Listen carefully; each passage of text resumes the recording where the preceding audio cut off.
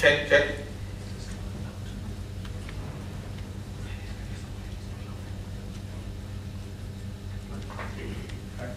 Check. 1, 2, 3, check. Audible? Thomas? Thank you. Ladies and gentlemen, contestant number 3, Toastmaster Wisam Safi.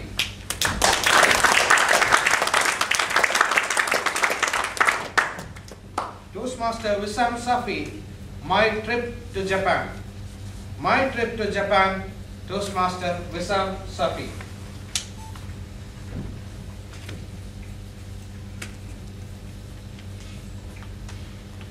Japan, the land of the rising sun. A land of fantasy, of culture, of hard workers, of discipline. A land of discovery, not only of the country and its people, but also of yourself. I remember 2 years ago when I first joined Toastmasters. I did my first speech ever. It was a table topic speech. The question was, which country would you like to visit if you had a chance? The answer was, just like that, Japan. You might ask, why did I choose Japan? The answer is very simple. For us, in the Arabic culture, Japan is very well known for its cartoons.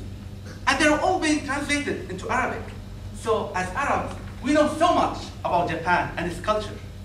We all wish that we would one day go there and visit the country. But unfortunately, most of us never do that. I wanted to visit Japan for another reason. Do any one of you not know of any other country in which was bombarded by 2 atomic bombs and after only 30 years becomes the second largest economy on Earth? I had to see that for myself. I decided to go to Japan, but I did not want to go to Japan the normal way other people go.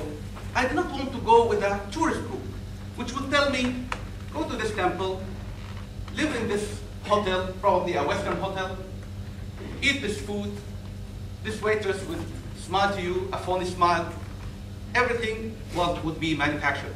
I did not want that. I wanted to see a naked Japan. I wanted to see Japan, the good, the bad, and also the ugly. I wanted to see the true life from the perspective of a Japanese. I decided I'm going to go there and live with a Japanese family, a host family. I would wake up in the morning, have breakfast with them, go do something like any other Japanese, ride the metro, a Japanese language school, for example. Then I come back in the evening and have dinner with them. That was my intention. I started Googling. I started to communicate with a company which would be responsible for allocating host families for people interested like me. They sent me the data of one host family. It was a perfect match for me. It was a typical Japanese family. A father, a mother, 2 sons, and a grandmother. Perfect for me. The only thing I did not like was in the bottom of the application, there was written that there's another student living with them. For me, I'm a person who likes to be in the center of attention.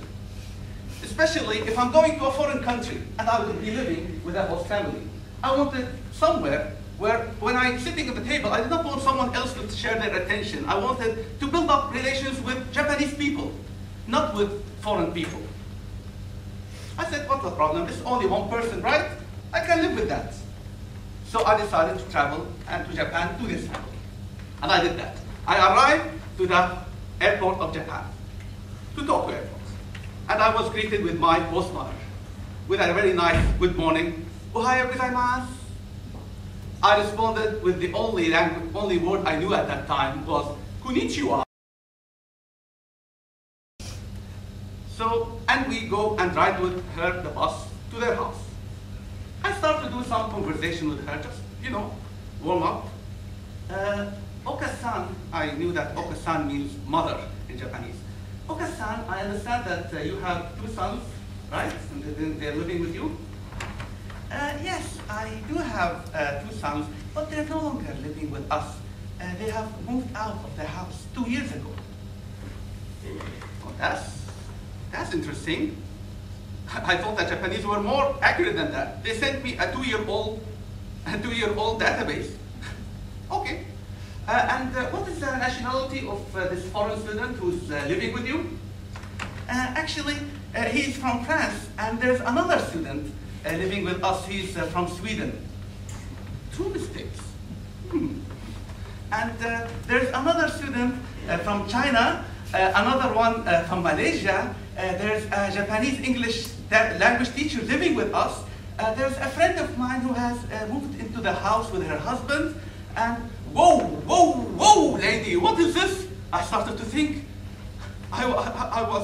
These guys, they really gave me a very big surprise. I'm going to call somebody. Somebody made a very big mistake. Somebody is going to hear from me when I reach this house. I'm going to pick up the phone. I'm going to talk to these people. I'm going to move out. Oh, and I forgot to tell you, we have 2 Japanese girls living with us. I think I'm going to give them a shot. 2 days.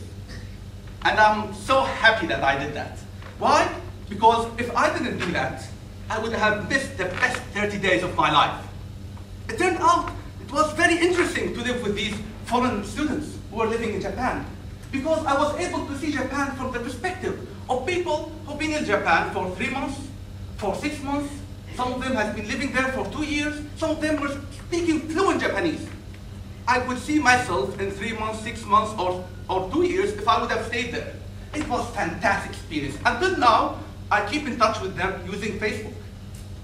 We made a wonderful connection, and actually I became so close to their family, they're coming now to visit me in Syria after 1 month. It's wonderful. The life is very curious. Sometimes in life, you know exactly what you want. You know exactly what you want or how to reach it. And you know exactly what you don't want. And you do your best, but despite of that, you're taken into a different direction, the opposite direction, only to find yourself in a better place than the one you originally wanted for yourself. In a better family, better situation, better job, maybe even better marriage. The Lord works in a mysterious way, believe me. I knew that when I went to Japan. And I'm happy to tell you that I'm now learning Japanese, and I'm going to go next year probably to the same family, and I'm going to enjoy Japan, really. Thank you very much. Or as we say in Japan, domo arigatou gozaimasu.